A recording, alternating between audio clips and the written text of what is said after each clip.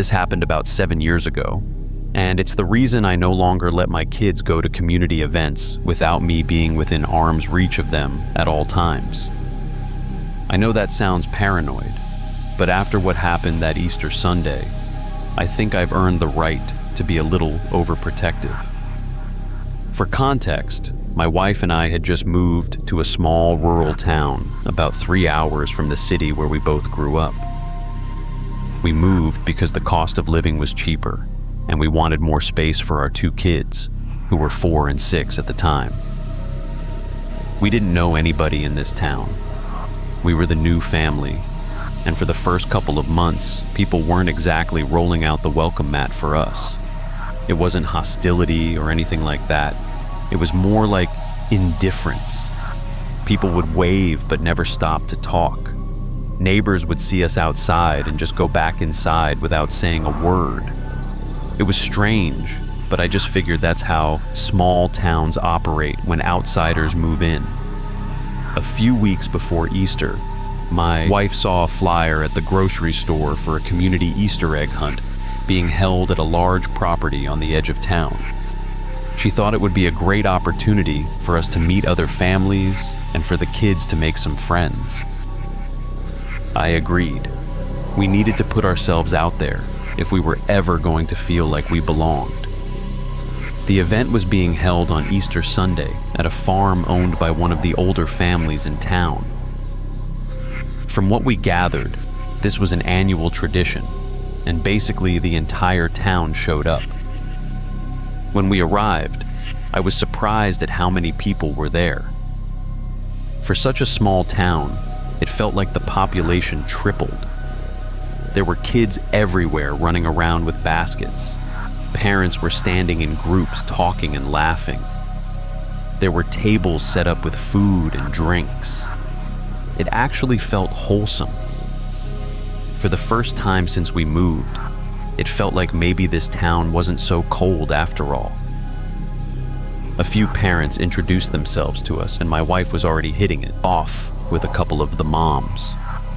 My kids ran off to join the other children who were getting ready for the egg hunt. The property was massive. Behind the main farmhouse was a wide open field that stretched back probably 100 yards before it met a thick tree line. The eggs were scattered all across the field, and the kids were told not to go past the tree line. Simple enough. When the hunt started, it was chaos in the best way. Kids were sprinting everywhere, screaming with excitement, filling their baskets. I was standing near the back of the group of parents, watching my kids have the time of their lives. That's when I noticed something that made my stomach turn. At the far edge of the field, right where the grass met the trees, there was someone standing just inside the tree line. They were wearing what looked like a full Easter bunny costume, but it wasn't the cute, colorful kind you'd see at a mall. It was dirty and off-white, almost gray. The head of the costume was oversized, and the face looked wrong. The eyes were too big, and the mouth was frozen in this wide, almost angry smile. The person in the costume was standing completely still, and they were watching the children. I looked around to see if any other parents noticed. Nobody seemed to care. I tapped the shoulder of the dad standing next to me and pointed toward the tree line. He looked, squinted, and then just shrugged and said, "That's just part of the event." Something about his response didn't sit right with me. I kept my eyes on the figure. A few of the kids were getting closer to the tree line, picking up eggs that were scattered near the edge. The figure in the bunny costume took a small step forward, out of the trees and into the open grass. Still, nobody reacted. Then I watched as the figure slowly raised one arm and started waving at the children. Not a friendly wave. It was slow and mechanical, like a mannequin being moved by strings. A couple of the kids waved back. my daughter, was one of them. That was enough for me. I jogged across the field and grabbed both of my kids. My daughter protested, saying she wasn't done yet. I told her we had to go. As I was walking back with my kids, I looked over my shoulder one more time. The figure was gone. It had vanished from the tree line entirely. I told my wife we needed to leave. She could tell by the look on my face that I wasn't joking. On the drive home, I told her everything. She was disturbed, but also thought maybe I was overreacting. Maybe it was just someone from the town dressed up for the event. I wanted to believe that, but nothing about it felt right. The costume was filthy. The behavior was mechanical and strange. And the fact that nobody else seemed alarmed was almost more unsettling than the figure itself.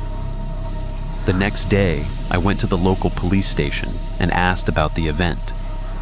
I described what I saw. The officer behind the desk listened and then told me something that I'll never forget. He said, "There's no Easter Bunny character at that event. There never has been." He asked me to describe exactly where I saw the figure, and I could see his demeanor change when I mentioned the tree line. He made a phone call right there in front of me, and I could hear him telling someone on the other end what I had described. I never got a follow-up. I called the station twice over the next couple of weeks, and both times I was told they were looking into it. That was it. No update, no resolution, no explanation. To this day, I have no idea who or what was standing at the edge of those woods in that disgusting bunny costume, watching those kids. We moved out of that town about a year later. I never took my kids to another community event there again.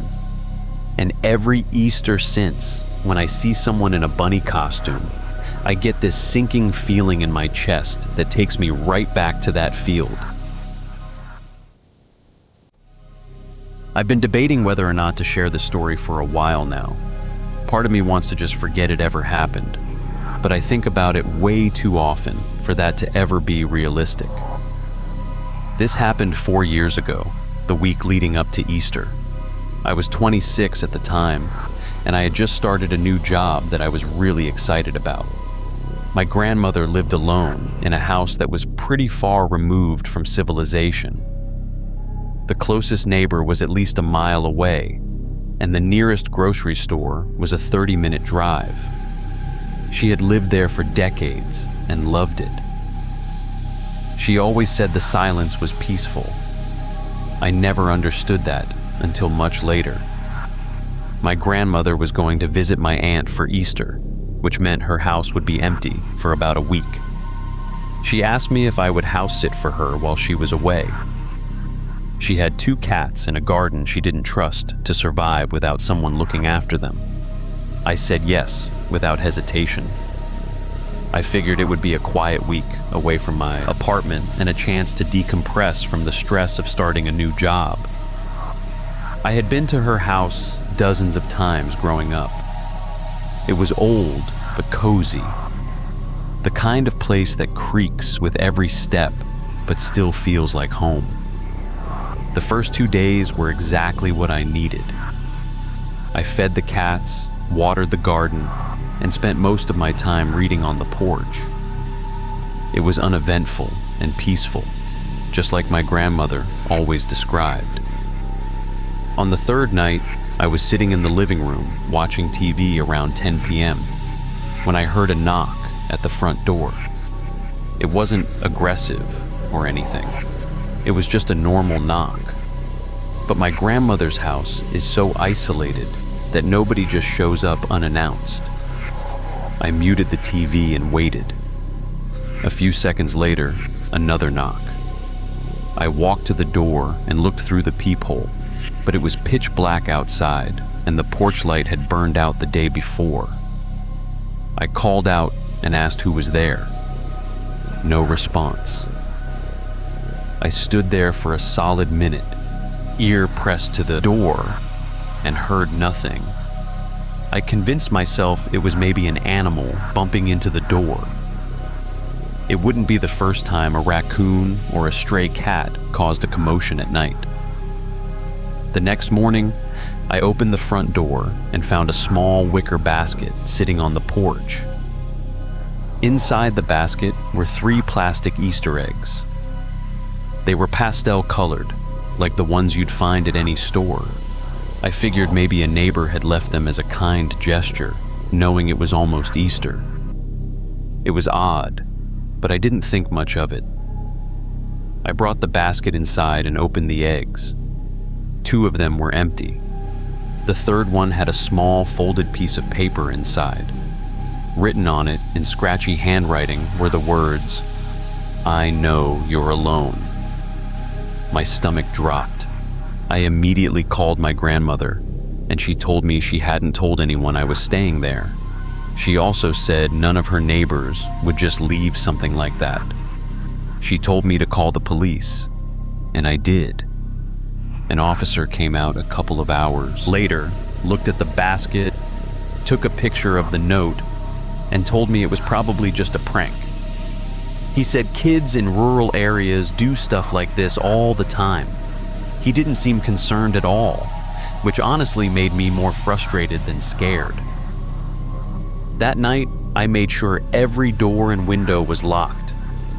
I pushed a chair under the front door handle, something I'd seen in movies but never thought I'd actually do in real life.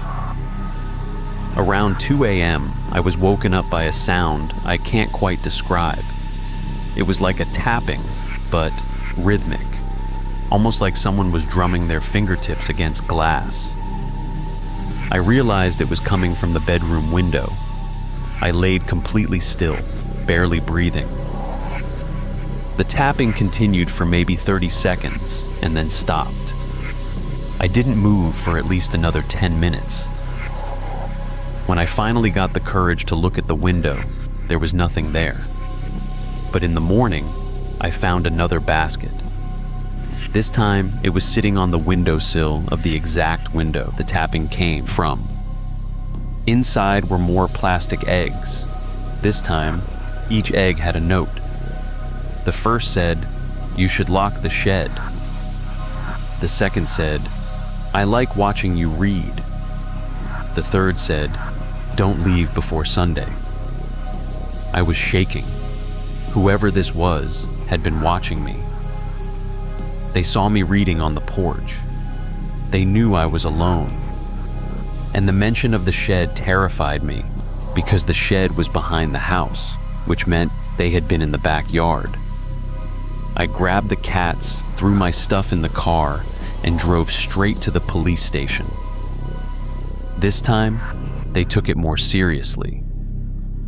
They sent 2 officers to the property, and when they checked the shed, the padlock had been removed and placed neatly on the ground beside the door. Inside the shed, they found a sleeping bag, empty water bottles, and a small pair of binoculars. Someone had been living in my grandmother's shed. For how long, nobody knows. The police never caught the person. There were no cameras on the property and no forensic evidence. My grandmother had a security system installed after that, and eventually moved closer to my parents. She never stayed in that house alone again. Neither would I. Every Easter since then, when I see those pastel-colored plastic eggs in stores, I feel a chill run through me. Something that's supposed to represent joy and innocence will forever remind me of those notes and the realization that someone was just feet away from me, watching, waiting, and apparently had no intention of letting me leave.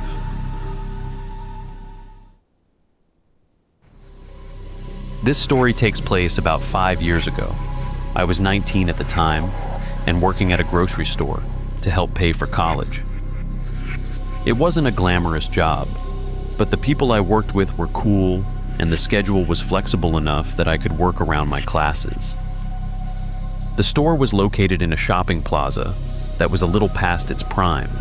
Half the storefronts were empty, and the parking lot always looked way too big for the amount of people that actually came through.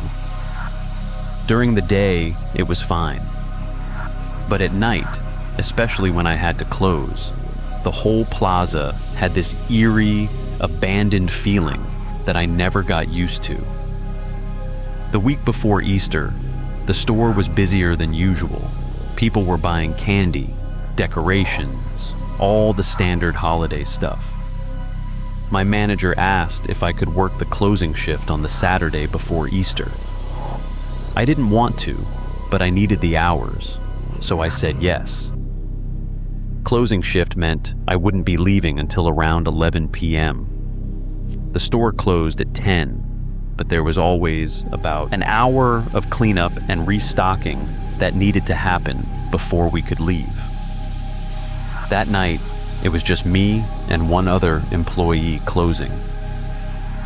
His name was Derek, and he was a solid dude. We had closed together a bunch of times and had a good rhythm. The shift was normal up until about 9:30 p.m. when I noticed someone standing outside the front entrance. The store had these big glass windows across the front, so you could see the parking lot and the sidewalk pretty clearly. Standing just outside the entrance was a person in an Easter bunny costume. Not a cheap one either. It was a full-body suit with a large plastic head that had this permanently cheerful expression painted on it. I pointed it out to Derek, and we both kind of laughed about it. We assumed it was probably someone coming from a party or an event at a nearby church. People did weird stuff all the time in that plaza. We went back to our closing duties and didn't think about it again. About 15 minutes later, I looked up and the person was still there. Same spot, same position, hadn't moved an inch. That's when the laughing stopped for me. I told Derek, and he walked closer to the window to get a better look. He knocked on the glass and waved, trying to get a reaction. The bunny didn't move, didn't wave, didn't acknowledge him at all. We decided to just ignore it and finish closing. The last customers trickled out around 10, and I locked the front doors. The person in the bunny costume was still standing outside. Now that the store was empty and quiet, it felt a lot more unsettling. I could see the bunny's chest rising and falling with breath, so it was definitely a real person, just standing there, facing the store, completely motionless. Derek suggested we call the non-emergency police line, and I agreed. We called, explained the situation, and the dispatcher said they'd send someone by when they could. Not exactly the urgent response we were hoping for. We continued cleaning and restocking, trying to keep ourselves busy. Around 10:30, I looked toward the front, and the bunny was gone. I told Derek, and we were both relieved.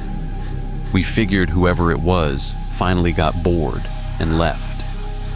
We finished up the last of our tasks, and I went to the back to grab my jacket. When I came back to the front, Derek was standing near the register, completely frozen. He was staring toward the side entrance of the store, which led to a hallway that connected to the rest of the plaza. That door was supposed to be locked, but it wasn't. It was cracked open about 6 inches. I asked Derek what happened, and he whispered that he heard something in the hallway. We both stood there listening. At first, nothing. Then we heard it. Footsteps, slow and deliberate. They were coming from the hallway, and they were getting closer. I grabbed the first thing I could find, which was a small fire extinguisher mounted near the register. Derek grabbed a mop. We probably looked ridiculous, but that was the least of my concerns. The footsteps stopped right on the other side of the door. Through the crack, I could see a sliver of pink fabric. The bunny costume.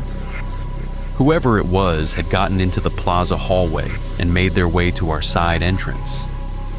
My heart was pounding so hard I could hear it in my ears.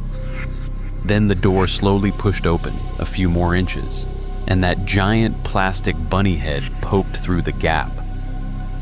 The painted-on smile that had seemed goofy at first now looked absolutely sinister under the dim hallway light.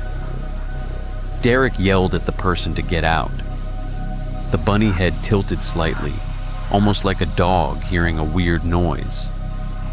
Then the person pushed the door open all the way and just stood in the doorway. Didn't say a word, didn't move toward us, just stood there. In one hand, they were holding what looked like one of those big decorative Easter baskets you'd put out for display. In the other hand, and I swear this still makes me sick to think about, was a hammer. I didn't wait around to see what was going to happen. I shouted at Derek to go, and we both bolted for the front entrance. I fumbled with the lock for what felt like an eternity, but was probably 5 seconds. We sprinted to Derek's car, and he started it up. As we were pulling out of the parking spot, I looked back at the store and saw the bunny standing at the front window, watching us drive away, still holding the basket, still holding the hammer, still wearing that horrible frozen smile. We called the police again from the car, and this time they showed up fast. When they got to the store, the person was gone. They searched the plaza and found that the hallway door had been jimmied open. The only evidence left behind was the Easter basket, which had been placed neatly in the center of the store floor. Inside the basket were a dozen plastic eggs, all filled with teeth. Human teeth. I wish I was making that up. The police investigation went on for weeks after that, and as far as I know, they never identified the person. The plaza didn't have working security cameras, which didn't surprise anyone. Derek quit the next week. I lasted about a month longer before I couldn't take the anxiety of closing shifts anymore. I still drive by that plaza sometimes, and every time I do, I look at the front of that store and half expect to see a figure in a bunny costume standing there, smiling at me through the glass.